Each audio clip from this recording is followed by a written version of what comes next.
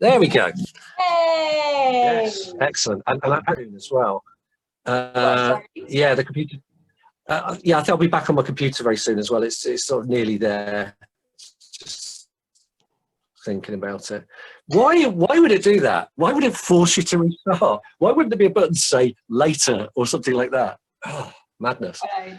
That is so anyway, we are on. irritating. It is deeply irritating, but we will. It's fine. So let's get started, shall we? Yeah. So I've already kind of said this, I think, to everyone who is here, but just to let you know how this is kind of going to go.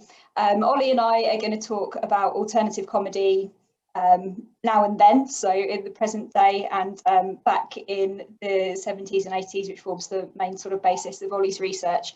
And then we'll throw open to you guys. I'm going to say we're not going to be looking at the chat as we go, but please do post questions, comments and things, and we'll sort of scoop those up at the end, and we'll have the opportunity for people to ask questions with camera off and cameras on if you want to, and things as well. So you can ask questions in either way. Are you ready to kick off, Ollie? Absolutely, yeah. So that being said, I think we very successfully filled in the awkward bit at the beginning of a Zoom meeting by having a fantastic crisis, which was totally planned and part of it. So, Sophie, now I believe you have brought an image to show. So, should we start off by having a look at what that is, and you can tell us what it is? Yeah. So I'm just going to share my screen now.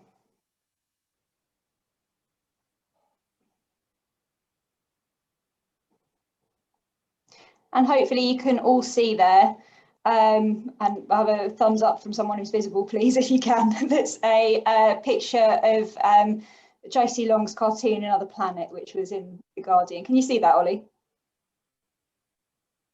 Yep, absolutely. Yeah. Cool. All righty. So I'm going to sort of talk you through why I chose this particular image to start a kind of conversation about alternative comedy as it exists now. So this is by the comedian Josie Long. I guess most people here will know a little bit about her.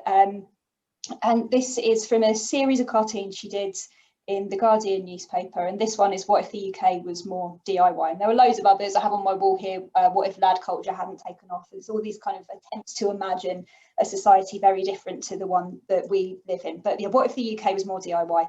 And the reason I think this, although it doesn't directly reference live comedy, is a really good way of thinking about where this particular alternative, because I think there are different alternatives now, but where this particular kind of alternative comedy came from, is that the concerns that Josie Long is raising about things like supermarkets not feeling homemade at all, chain restaurants, bland tapas compromise, that 5 men own everything, so every careers fair is just different options for Serco.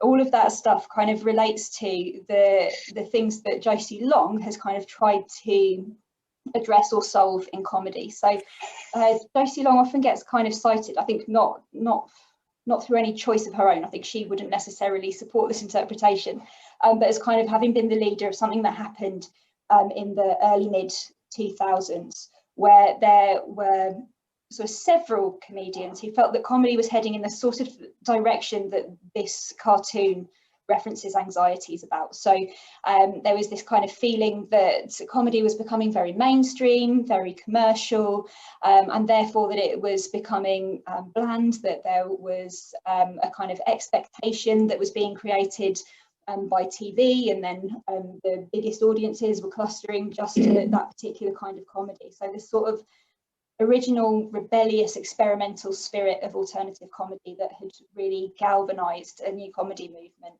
in the 80s was sort of being lost. And I think this cartoon also kind of summarizes the response that Josie Long, and as she would really emphasize, other people as well, were creating to this. So there's a little box down there that says DIY culture means questioning what's already here, then making things your own way and finding your own voice. And I think that really encapsulates what is so special about the kind of comedy that Josie Long makes in her live shows, in her sort of hour-long shows, but also in the kind of clubs that she establishes. So it's really celebrating the idea that you should do things for a smaller community, not necessarily for the mass audience, that things should have an authentic kind of connection to what you as an artist feel needs to be done and needs to be said, that things should be embedded in a real kind of sense of community, and that the best things are the things that you hand make yourself, rather than going through kind of gatekeepers and kind of mass market kind of platforms. She also says in the very bottom corner there, which can mean, in my experience, it might be a bit shit, but it'll be much more fulfilling, I swear. So it really kind of encapsulates this sort of ethos that is in one of the new alternatives that I kind of think exist today. But there's kind of issues in that alternative as well. So for one thing, this is a comedian who's being published in the Guardian newspaper, right? So this is someone who has got a degree of cultural clout. This is a comedian with an Oxford University education. And that's, you know, obviously not a criticism of Josie, but it does indicate how comedy has come to be seen by many people as being very middle class, or at least this particular kind of brand of comedy has. Still tends to be predominantly white, still tends to be predominantly male. And there's this kind of idea that it's been moved into a kind of legitimate art kind of sphere. So I'm going to stop sharing my screen at that point and wonder if Ollie is still with us. Yes, he is. Good. Oh, but you are muted. God damn it. I thought I'd got there. I'm back on the computer. It's ideal. Yeah, I mean, I think that's all of that stuff's really, really interesting, because, I mean, not least because the look of that thing is very distinctive, right? It's a very, I mean, that thing about looking a bit shit, I mean, it's deliberately sort of scrappy cartoon form. In an age when it's possible to use technology to make something really look slick and professional. Yeah, that means it's a choice, right? Yeah, absolutely. And I think as well, it's the kind of production values of that really, although it is intended absolutely to look like it is, if you go and look at the original piece of artwork in the stand-up comedy archive here in Kent, it's absolutely drawn on a bit of board with a marker pen. And I would say that among the things that Josie Long has given to the archive, that is one of the more carefully done and carefully preserved, presumably because she's had to actually give it to someone to kind of publish in the newspaper format. So she's done it slightly more carefully. A lot of her things that are hand drawn really are like kind of bits of paper with something drawn on that's then been photocopied. But I think there's two things about that. One is that the aesthetic is something that's really wanted. So there's kind of this sort of tendency that Stuart Lee has described as like, my audience only want to pay £5, so I'll never get my swimming pool. Like that, it's not about the quality of the product. It's about an audience who are able to demonstrate their cultural discernment by not going to the big expensive show in the O2 and knowing where to find the more kind of grassroots undergroundy stuff. So actually, there's an exercise of privilege and of cultural clout in making that decision. But I think also it shows off Josie's skills as an artist. So I don't think you look at it and think, oh, couldn't they get something proper done on a computer? I think you look at it and think, oh, she can draw. And yeah, I guess the other side of it is that it reflects some of that kind of handmade ethos that was present in a lot of kind of alternative comedy materials, kind of publicity materials, way back in the when. So I think it's also a quite conscious attempt to situate itself in that tradition. Yeah, absolutely. And it also, I mean, the kind of publicity material she would have for her shows would look like that too. And I think because of the advance of, I mean, one of the things you can see in the stand-up archive, in the publicity materials, you can see it's like the evolution of man, you know, with the Neanderthal or the little monkey goats, the Neanderthal goats, and modern humans or whatever, that you get that it starts off very sort of handmade, done on a photocopier, done with marker pens and so on. And then about the year, late 90s, early 2000s, you start to get crudely kind of computer designed stuff. And then, you know, you get through to the point now where you'll have a club called something like the Chuckle Shack, and it'll be a bunch of bubbles, like little photograph bubbles of headshots of all the comedians they've got coming up, going, or whatever. And that has a particular look to it. And it doesn't say punk rock, right? It doesn't say this is art. It just says you are going to buy some laughs right now. And I'm not deriding that. But it's doing a different thing from saying, look, here's something I've drawn with a marker pen. Yeah, I think as well in 40 years time there might be a real kind of rash of like quite funky little clubs all using the bubble logic, because it's such a prevalent thing now. It will really kind of scream like 2010s at you. But yeah, it's I think sometimes that kind of really glossy material is used to try and it says something. Any publicity material says something about your club, and I think maybe sometimes that glossy stuff is about saying, okay, we are aspiring live at the Apollo people, which is something that is really clearly not the case if you go to some of Josie's stuff. So I mean, for example, when she used to run a club called Lost Treasures of the Black Heart, it was possible to go to that club, pay £5 on the door, you get handed, or in the days when it ran, you would get handed like a cake or a satsuma on your way in. If you won the joke competition, you could come back with significantly more than £5 worth of stuff. I mean, that happened to me. I paid £5 for a night that was really, maybe I can play you my stories. I was like, this really bad out. I don't think it was like, because I won the joke competition, I left with a bottle of wine, 5 books and something else, like on the basis of my £5 ticket. But part of that is, I mean, as Josie's kind of articulated, a lot of that is about saying to people, look, no one's making a lot of money here. This isn't a massive commercial enterprise. And yeah, that kind of garners a generosity in the audience as well, I think. So that thing about it might be a bit shit, but it will be fulfilling, that runs through a lot of the things that kind of really identify themselves as alternative in that particular meaning of the word alternative, kind of coming out of that tradition.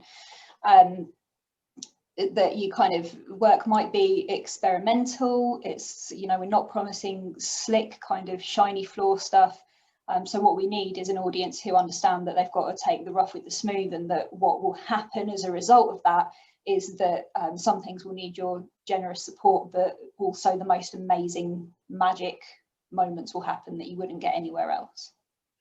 So if we wanted to sort of identify and sort of make a list of what, because one of the problems with a phrase like alternative comedy is it always is going to beg the question of definition. What does that mean? A bit like punk, you know, what does punk mean? What is this punk or isn't it? That kind of thing. So with alternative, so if you're talking about the kind of things that might be considered alternative now, so one of the things would be a homemade quality, the DIY ethos, which is obviously something that existed anyway, this sort of homemade culture thing of, I don't know, crocheting your own hats or whatever, or making a fanzine or something like that. So that would be part of it. And then another part of it, which is deeply connected with that, is that it's sort of establishing a different kind of relationship between performer and audience with a different set of expectations, perhaps. Yeah, and I think there's a kind of sense of, I think, yeah, the first thing to say is that we're talking about this particular kind of alternative, and I think we should talk about some of the other practices where people see themselves as alternative that aren't this. We'll maybe come to that later. But yeah, that kind of different relationship with the audience, I think, is also a reaction against something. So at the moment, I'm writing a chapter actually for a book edited by Ollie and Sharon, who is here somewhere among the crowd, with the wonderful Ed Wilson, and that's about how alternatives seem to grow out of a perception of crisis. So one crisis that is kind of being reacted to by this kind of contemporary alternative is the idea that things are getting too bland, that you have that you have an expectation that's built by a kind of commercial audience. You have people who are trying to play to the biggest possible audience. That means you remove a degree of nuance from what you're doing. You're kind of always trying to play the thing that you think the most people are going to relate to and laugh at. So then, in the words of the comedian Tom Allen, it might not resonate that deeply with people if your aim is that it's going to appeal to as many people as possible. It's not a bad aim, but it is contrary to having something that really means something to people on an individual level. And that then actually TV and kind of big platforms have their role to play in creating that expectation among audiences. So then when an audience who is very used to TV comedy being one thing, goes to a live show where things are different, that audience is going to sort of be thinking, oh, I'm not really watching comedy here. So in a sense, so this again, we could relate to the idea that these forms, sometimes there's a hint that they're being referred to as elitist. It is a form where comedians will say, I would rather have a comedy savvy audience, as we used to say, or an audience with kind of more knowledge of comic forms and that sort of thing.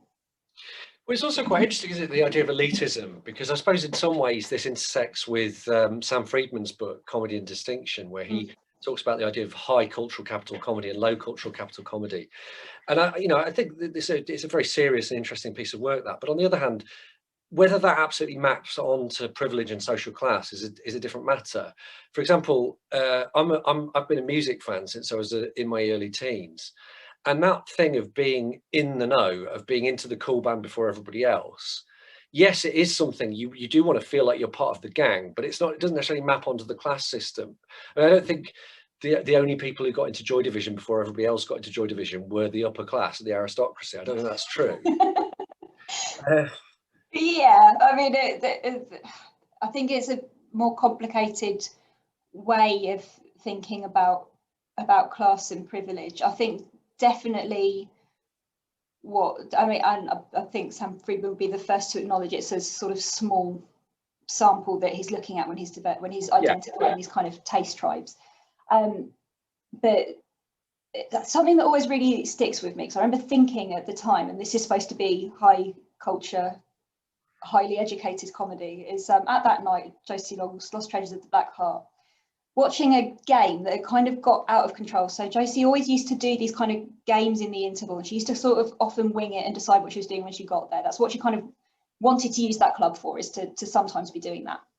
And there was a particular night where she'd come along with no concept more complicated than the fact that she had bought 100 plastic knives at the supermarket because she thought it was so funny that there was something that was just called 100 knives, and that it sounded like a good premise for a dramatic interaction.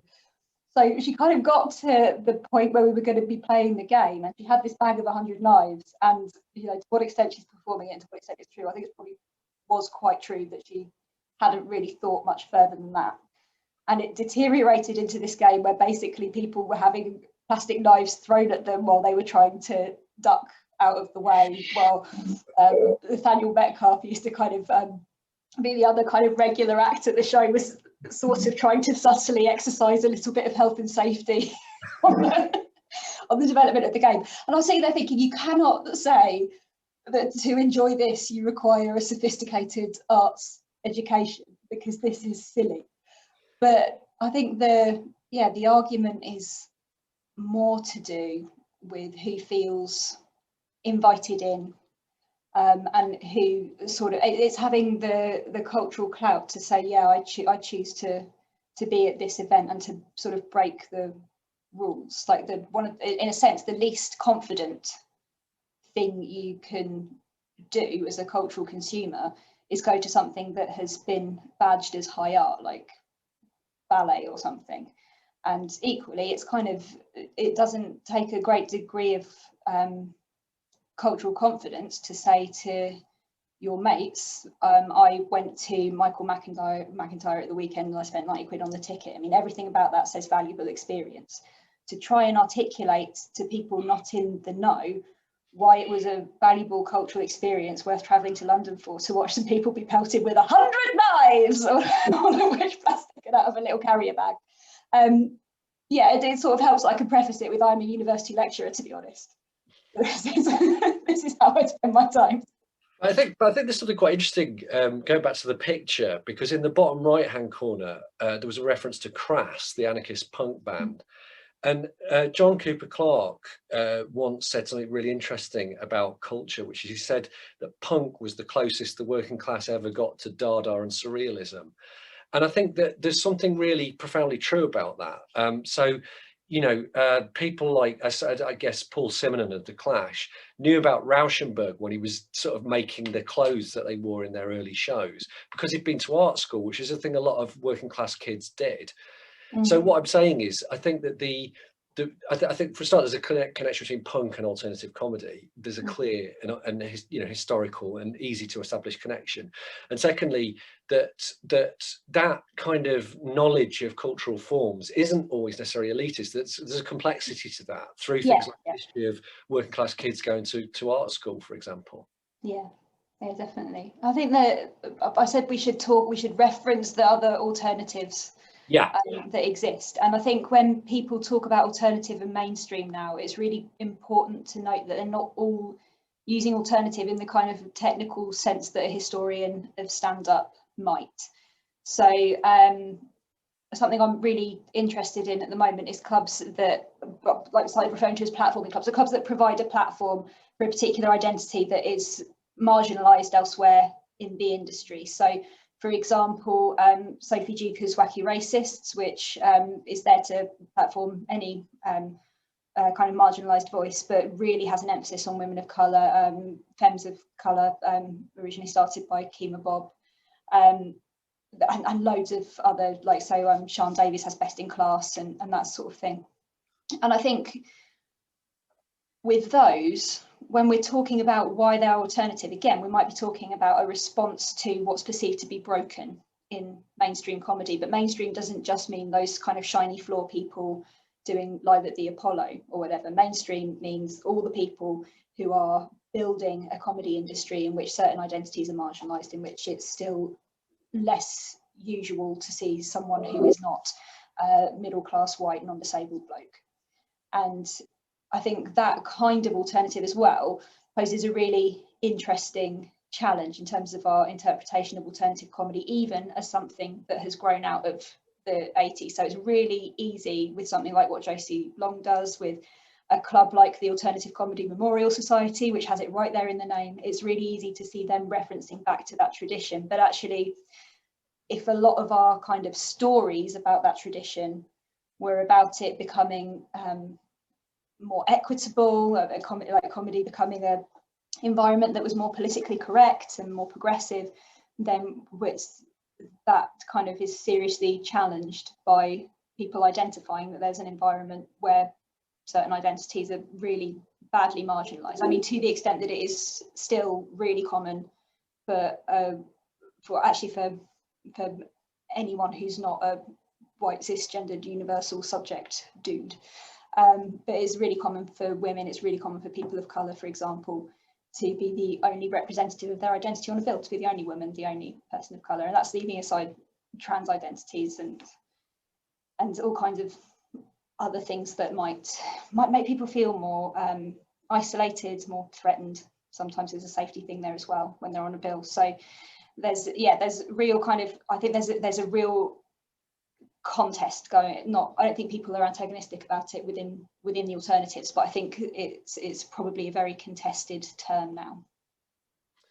Yeah, I mean, absolutely. I'm aware that time is passing, and I think that we might then, at that question of terminology, look backwards. Yeah. If that's okay. Now, the plan was.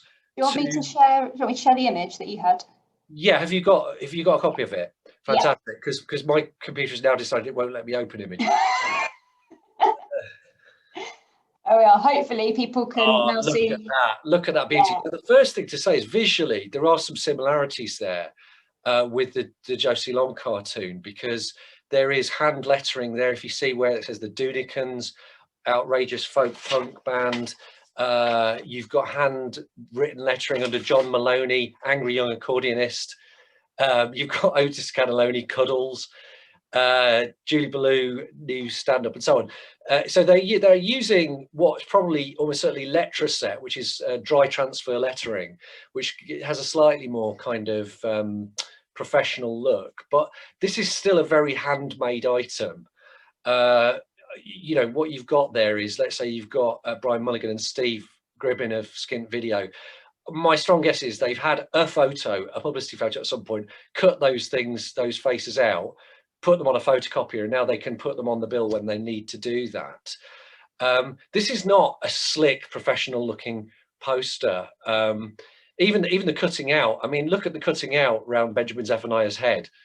You don't get a sense of his magnificent dreadlocks looking at the way that's been done. This is homemade.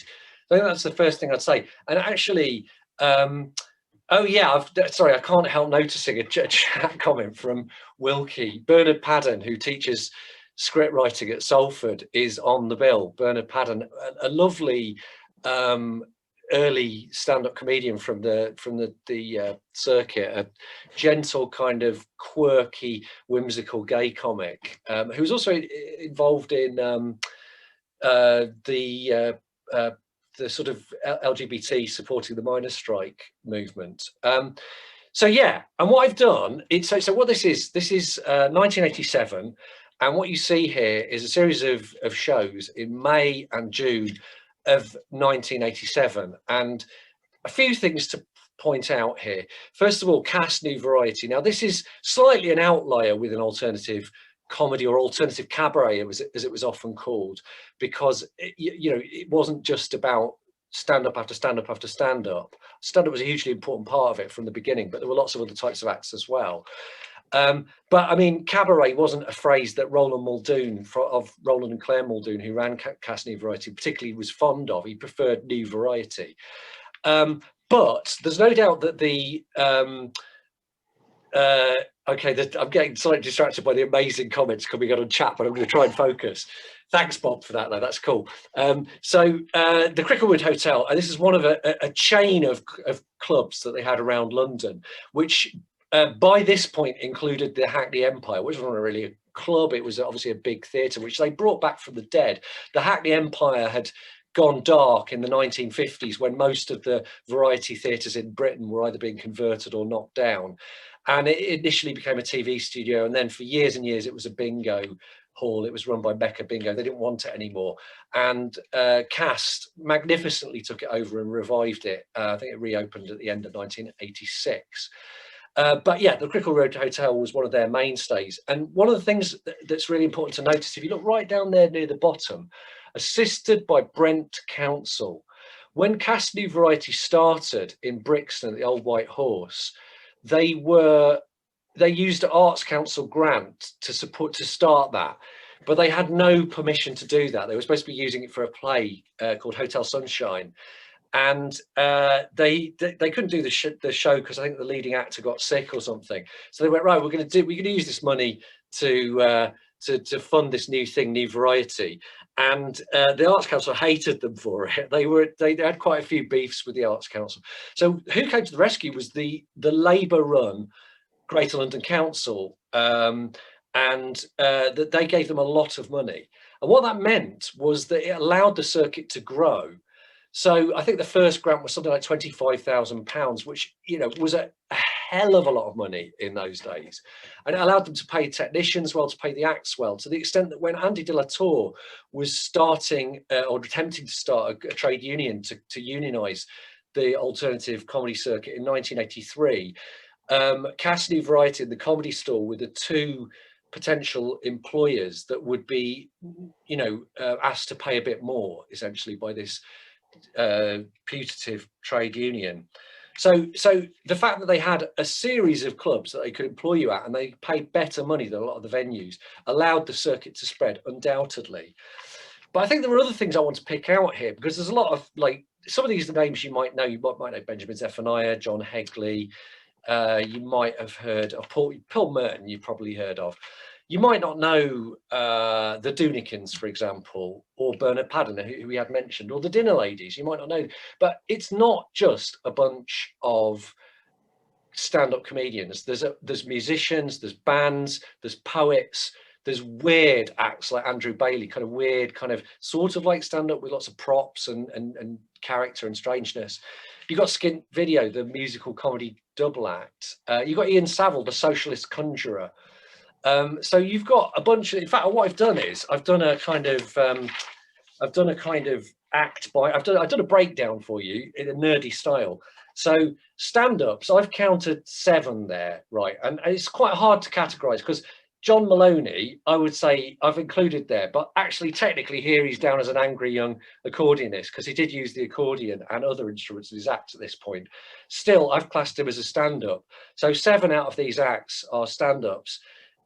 I'm calling a bunch of them eccentric comedians. So Chris Lynham, who used to do No Business Like Show Business with a banger up his bottom or a Roman candle. Andrew Bailey, who I mentioned, and Kevin McAleer, who of course magnificently did a surreal slideshow.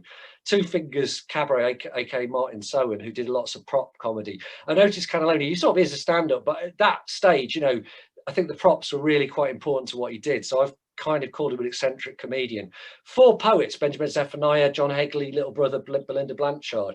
Bunch of musical acts, Tony and Stodd, Dinner Ladies, Doonikins, Hope Augustus, the singer. Comedy duos and trios. Again, it's quite a hard category to sort of make really work, but the Vicious Boys, Spare Tire, Sensible Footwear, Skint Video. Street acts and special acts. You've got the 2 marks, sort of mainly juggling and stilt walking, that kind of thing. Daniel Le Batalleur and Ian Saville, the socialist conjurer. So if we did that in statistical terms, you've got 26% of them, just over a quarter, are stand-ups. 3 of which are women, which is 43%. That's not actually a bad representation of women in terms of the stand-ups.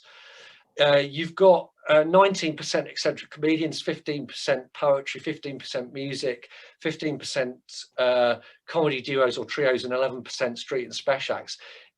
I think if you went back earlier to flyers from the beginning of Cast New Variety, you'd find far fewer stand-ups. I think at the very first season at the Old White Horse, there was a single stand-up, which was Mark Steele. Also, the gender breakdown more generally, they really tried to be an inclusive circuit in Cast New Variety. How does this break down? Well, you've got 15 women, 28 men. Clearly, there's a sort of male bias there.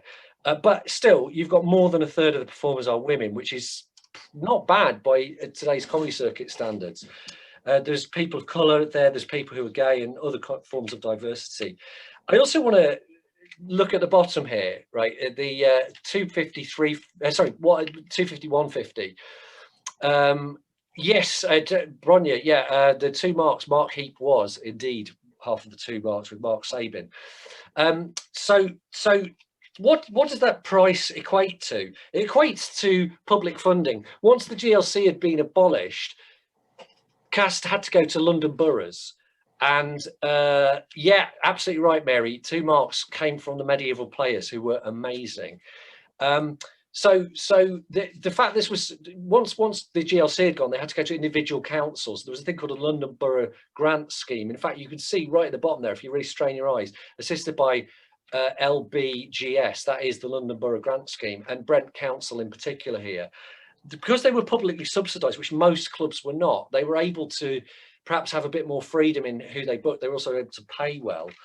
And those prices are quite cheap, I'd say. If you put this through the Bank of England's inflation calculator and calculate it up to 2019 prices, which is obviously the most recent one they can do because 2020 hasn't finished yet, you'd find that the concessionary price is £4.25, even cheaper than Lost Treasure of the Black Heart. Although full price, to be fair, is £7.08. Still pretty much a bargain compared with... Josie would never have charged that kind of price because then she'd have had to deal with change. I think that was entirely what it was about. Right. Although, of course, you know, that's just the scaled up thing. They are dealing with nice round numbers with 150, 250. Also, I guess the only change you need to worry about, generally speaking, is going to be 50p pieces. So yeah, I think that there's a lot of really interest. The point is, what I find really fun about looking at comedy artifacts, this wasn't designed to be kept. This was designed to be looked at, attract people to the gig, and thrown away. And yet there's something really interesting about looking back at it, at what it tells us about, because there's all these narratives about alternative comedy. There's narratives like, oh, it was supposed to be non-sexist, non-racist. Where were all the black performers? Where were all the women? But what that does, although there's an element of truth in that critique, what it does is it tends to write women and performers of color out of history, which is not a good thing to do. That's not a progressive thing to do. And I think the other thing is that it's a very kind of, because they didn't have access to computers and things, it wears its DIY properties on its sleeve, right? And actually, even the Cast New Variety agency, it's so shit by today's standards. Like, in terms of professionalism, it is just a reasonably okay looking gloss card folder with either photocopied or offset litho printed things, with no great copy editing, no great graphic design. It's just a photocopy of a photo with some typewritten text. It's not typeset or anything. It's people learning how to promote gigs just by doing it, just as a lot of the performers were learning how to perform just by doing it in front of an audience. And actually, just to finish on this thought, there's a really interesting thing that by 1980, probably by this point, the time of this show, we can probably stop sharing that one now. By the time we get to that show, probably already a lot of people on the circuit are starting to question the term alternative cabaret or alternative comedy. You're just talking about cabaret or comedy. Certainly by 1988, I've found examples in print of people like Roland Muldoon saying it's an outdated phrase. So what's really interesting is how people are using that phrase now. Not everybody, as you said, but people are. So there's clearly something important, and I'm really intrigued as to about how a thing like Weirdos or whatever, why they decided to brand themselves as alternative. Like, what was it that, what do they know about that phrase? What do they know about the history of it? I'm genuinely not criticizing their decision to use it. It's just interesting that they chose to sort of pluck that phrase out of the air. Yeah, I think that the storytelling is in itself really important. So I come from a kind of narrative theory perspective where you think about communities and movements as actually not just having stories, but being made by the stories they choose to tell about themselves. So in a sense, there's kind of two things. There's what actually happened, something that you can discern by analysing the flyer. And then there's, as you say, the story that we tell. So women and people of colour being in the minority becomes the actual erasure of the women and people of colour that were there. Actually, there's something else I wanted to ask you about, Ollie, the fact that actually in our storytelling about what this scene is and what it became, we talk about it as comedy. The phrase becomes alternative comedy. So is there a similar kind of process happening with some of those other kinds of act, that they're just being kind of written out of our stories about it? I think they probably are. I mean, I think the number of poets who were, I mean, because the other thing is, it wasn't like, I think when you look back and see what clubs actually existed, something like Apples and Snakes, which still exists as an organisation, like they do things like put this book out, sort of poetry anthology, and they were primarily a poetry cabaret. That was their thing, was poetry, but they were still part of the circuit, and it wasn't just poetry. So you would get, I don't know, a group, like a band sort of thing, like African Dawn, who would appear in Cast New Variety, would also appear in Apples and Snakes. They would have comedians on there as well. So I think things do get forgotten. I mean, somebody like Attila the Stockbroker, he gave some stuff to the stand-up archive, and one of the things he did was got one of our t-shirts and scribbled out comedy and put, I don't know, poetry and something and something and something. And then that's nice, because that's another item in the archive then. But I think he's quite antagonistic to the idea of comedy taking over. So I think there is a thing of erasure, and I have to say, I feel like I'm part of that process myself. When I wrote my book, I chose to call it alternative comedy, not alternative cabaret. And actually, part of that is cynical. Part of that is going, people probably don't know what alternative cabaret is, and they might just they might buy it thinking they're going to read about ladies in spangly costumes or something, or cross-dressing torch singers or something. Nothing wrong with any of that, but that's not what the books are around, right? And whereas people sort of do have a sense of what alternative comedy is, so then what happens is, just through the convenience of usage, you start talking about this as opposed to that. But I mean, when Time Out first started listing this scene separately, it was cabaret. It wasn't comedy, it was cabaret. So how did that happen? For what reason did it take that journey to becoming alternative comedy? The expectation that when you go to a comedy club, you see up to probably 100% comedians doing comedy. I think that the phrase alternative comedy was, I mean, one of the sad, nerdy things I did when I was writing my book was trace the earliest usage of different phrases. And the earliest usage, I mean, this is contested, but I would argue the earliest usage is when Tony Allen and Alexi Sale and all those people started the group Alternative Cabaret, because there's this claim that Martin Sohn and Malcolm Hardy did it in 1978 because they were doing a cabaret and there was another pub and they were the alternative cabaret because it was a different pub.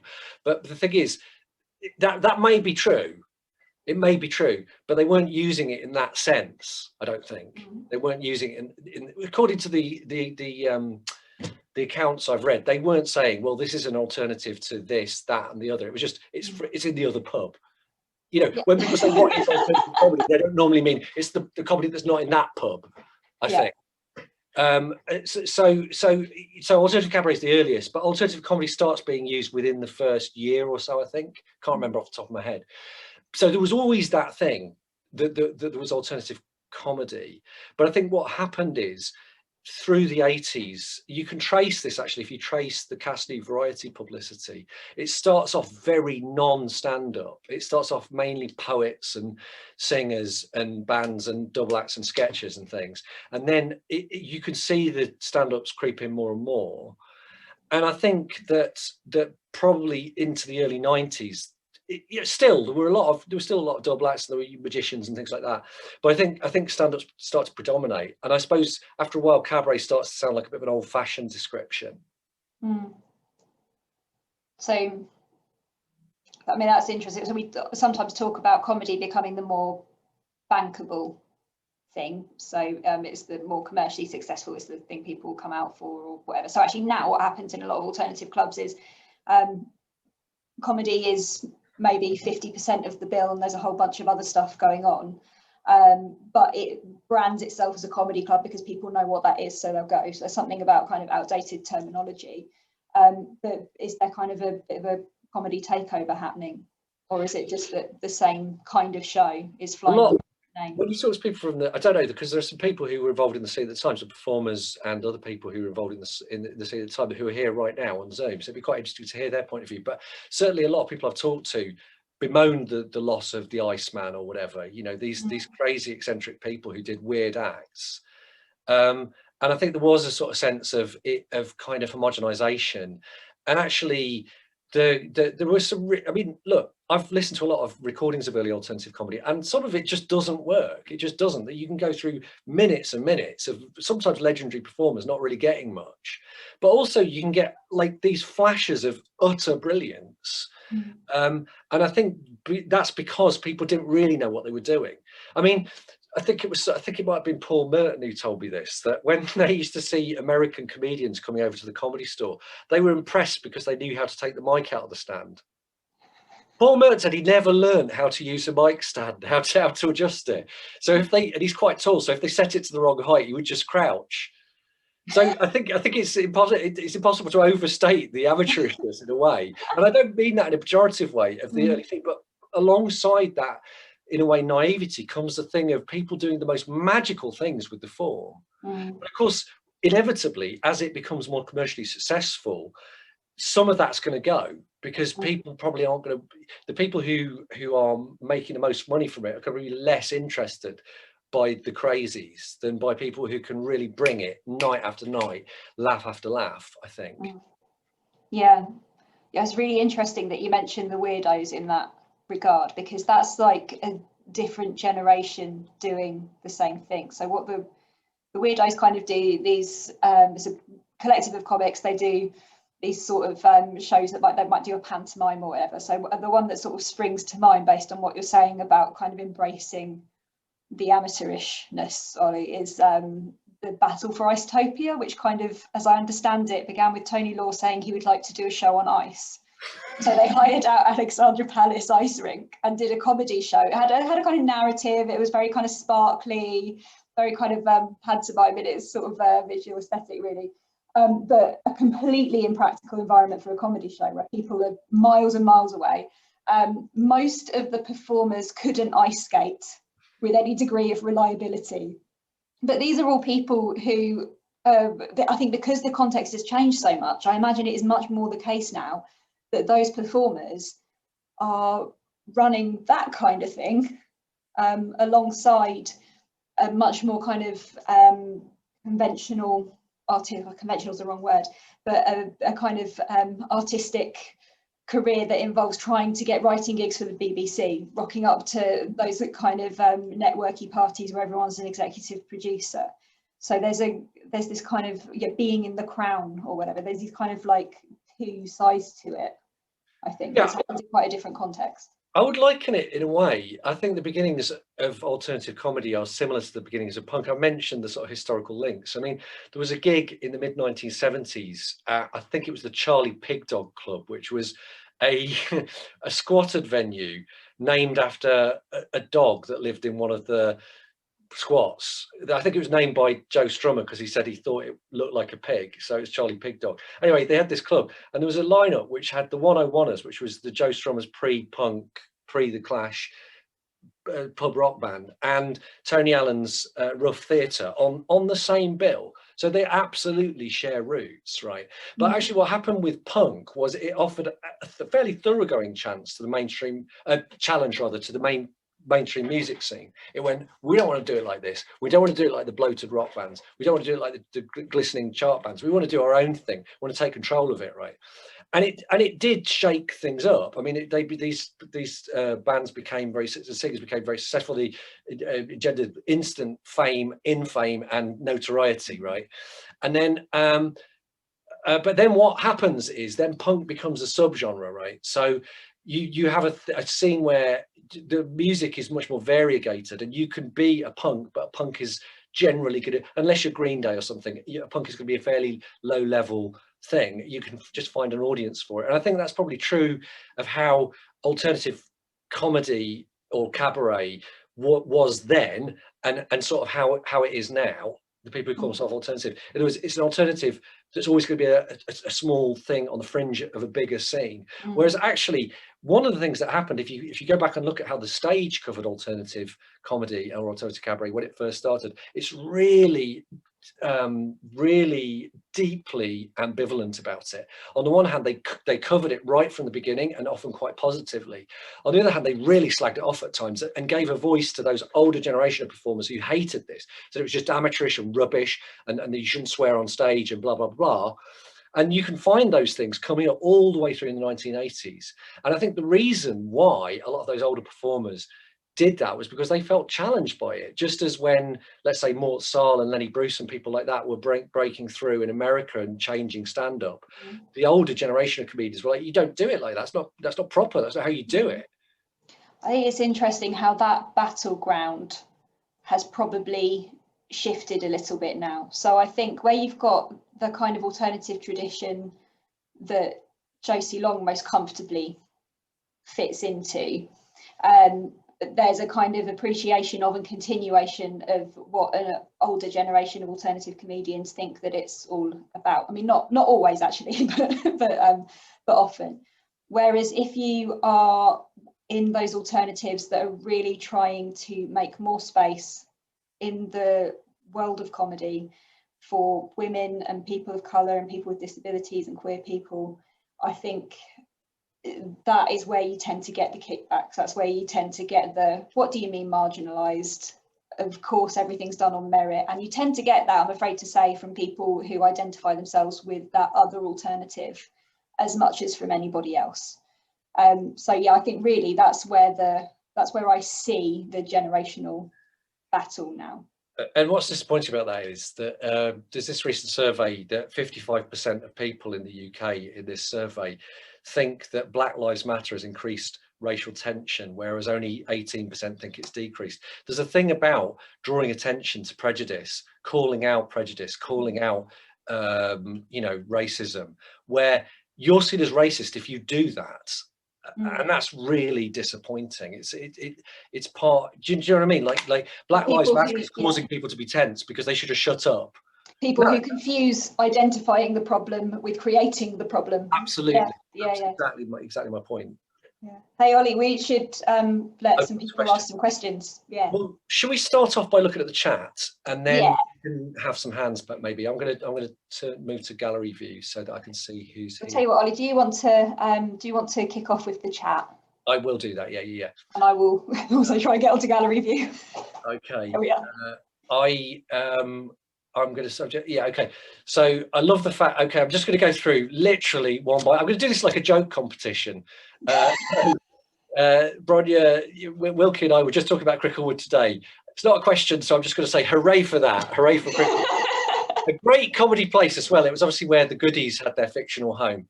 Bernard Padden mentioned that already. I love Bernard Padden.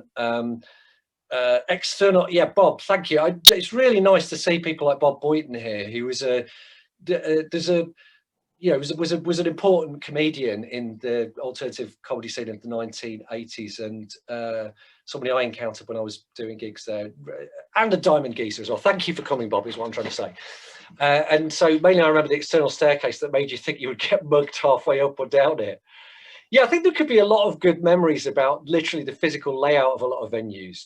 There's a story about Andrew Bailey doing a gig where he had this idea that he was going to make an entrance by jumping in through the window, and it was a first floor venue above a pub, but that meant him standing outside for the full 20 minutes while the audience came in, and it was November, and he was incredibly cold by the time he got in. So his first thing to do was to slag off the audience for not giving him more respect for coming in through the window, and then basically that was the end of his act. Anyway, I ran down those stairs very fast a number of times after dying on my arse.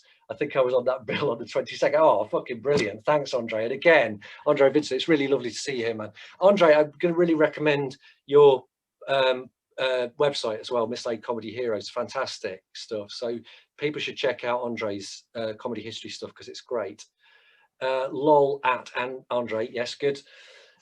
He still does, doesn't he? Just notice the 2 marks. Yes, we've had that. The Medieval Plays was this amazing theatre company who did texts like Chaucer, but they would do them with puppets and juggling and songs, and they would perform in theatres, but also in Lincoln Castle. I once saw them, for example. And Mark Heap made a massive impression on me before I ever knew about his work with the 2 marks or what he would go on to do as a brilliant comedy actor.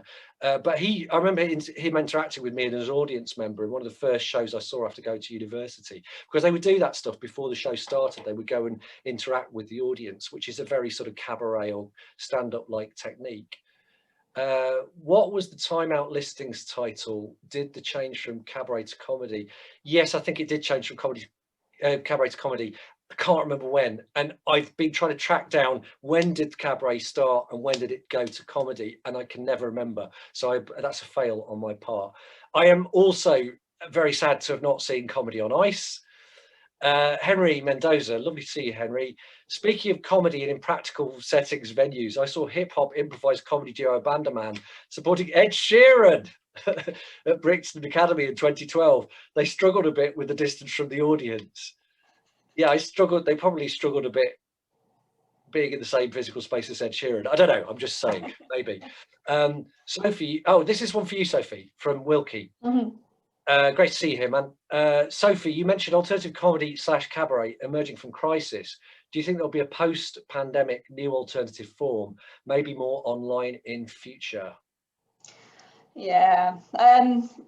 Well, did my face just answer that question? No, I think on a good day, I think really positively about the innovation that's happened as a result of the pandemic, and the fact that people have found kind of new ways of kind of joining hands to speak about it metaphorically, and that so many people did such wonderful things. So everything I have believed about comedy as keeping people going, as being a way for people to sympathise and empathise really important ways in really important moments, all of that has happened. I think what has been super challenging is that this is a really different kind of crisis. So actually the real strength of comedy that has enabled it always to keep going as contexts change and as things get harder is the fact that it's a massively adaptable form, and you can just put it on in a space without having a huge amount of funding. You can stage it on a shoestring and people will come and they will pay.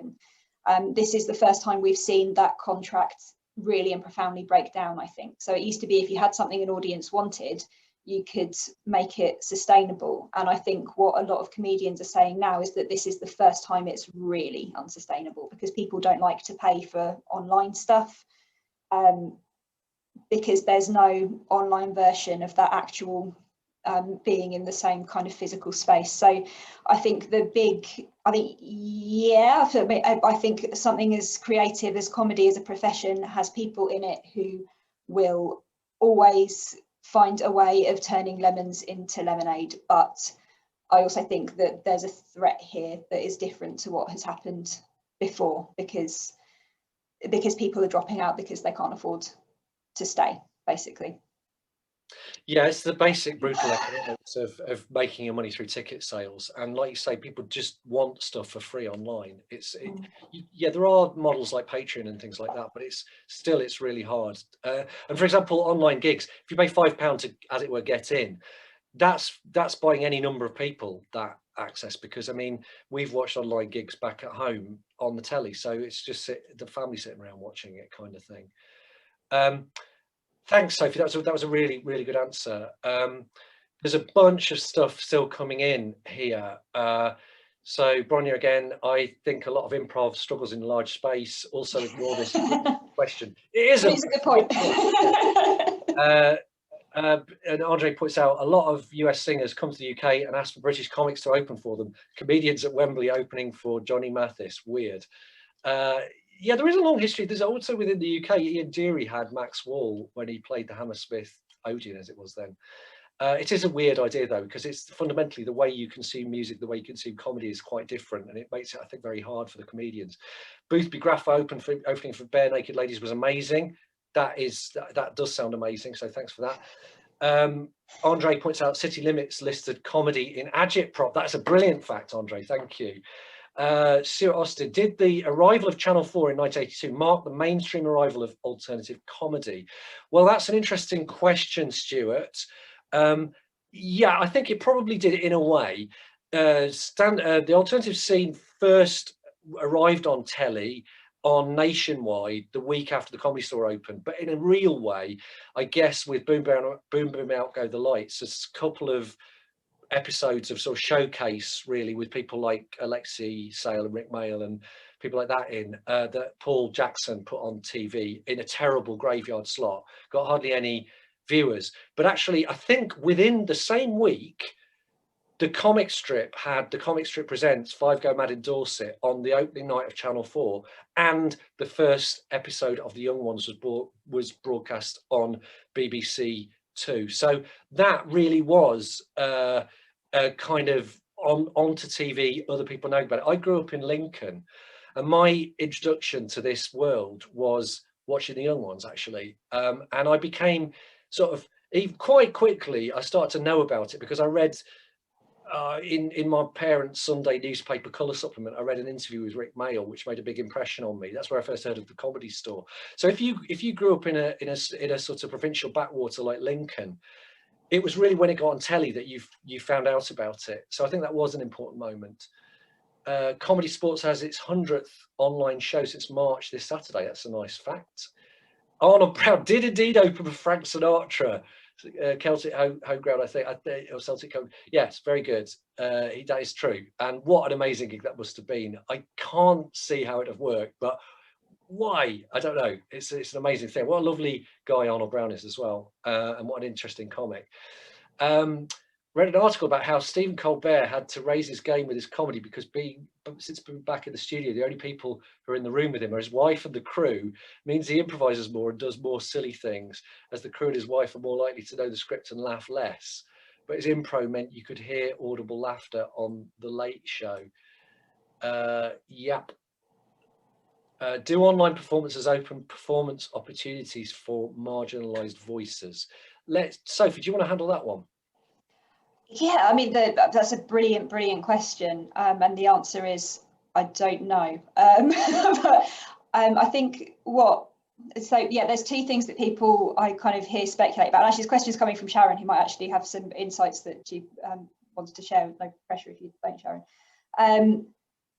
So one thing that people are saying about online performances is it should level the playing field a bit, because venues shouldn't have accessibility. You shouldn't have the same sort of accessibility, physical accessibility issues with venues. So that should open, that should make performance opportunities more fluid for people who need accessible venues. There's an argument that it should coincide less with childcare, and basically that it should make things more accessible in the way that many of us who work in contexts where we have a lot of meetings and things are finding that we can make it to more meetings.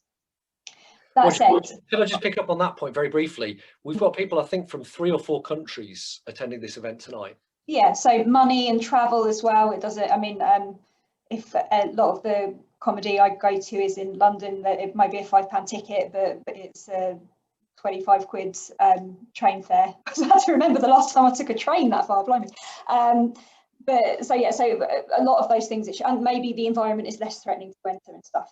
However, I think you still have the kind of social sort of friend-to-friend network producing these kinds of things. So all the kind of barriers about if you're not mates with the right person, it's difficult to get onto their bill is still operational. I think you don't necessarily feel welcomed into an online space if you wouldn't have felt welcomed into that space when it was a physical space.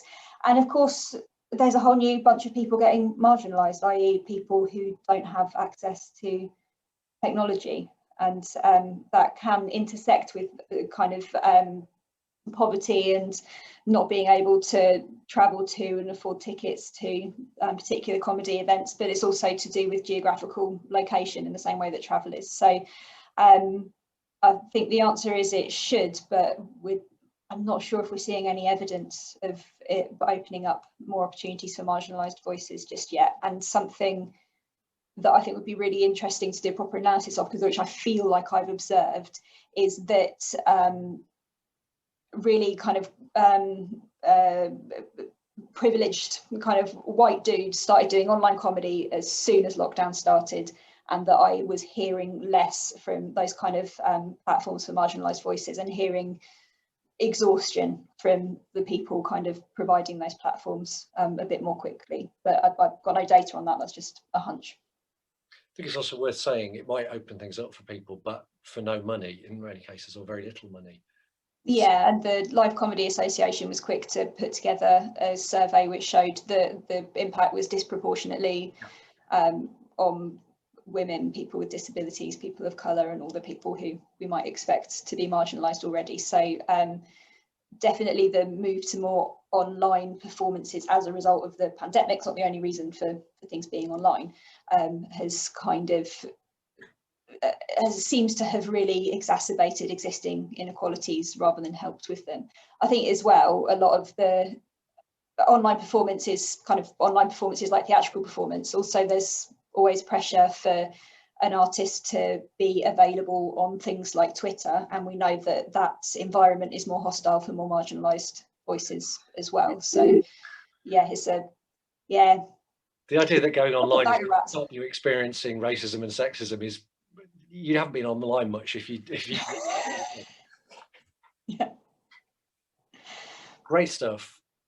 So does anybody else have any other questions? Like we can take questions if you put the little hand up thing. You can put your hand up physically if you've got a camera on, otherwise you can use the little hand icon if anybody else wants to ask a question or make a point. It'd be interesting to hear if people just want to add opinions and points. That'd be really good as well.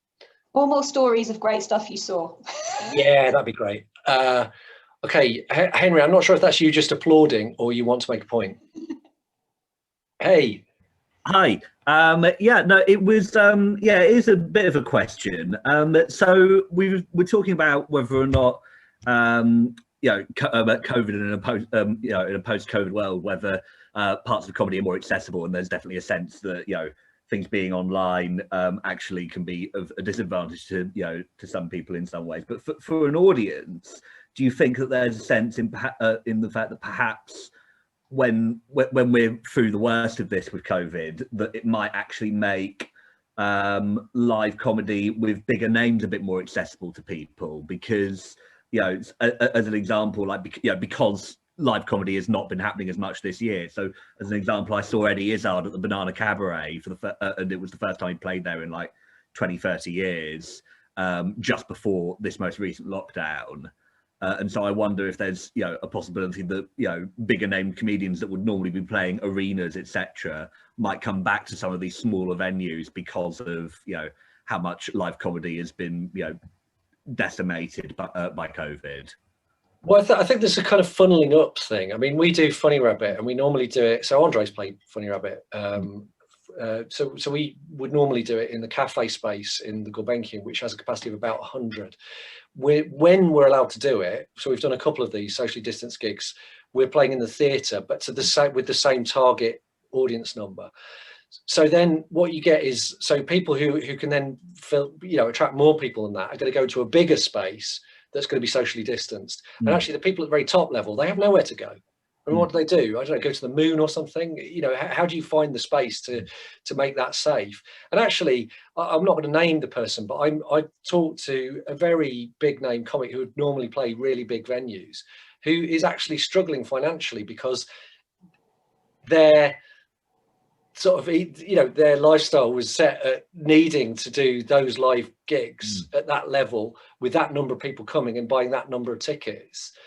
So I think it can, you know, open up, as you said, Henry, like a massive name coming to a small club.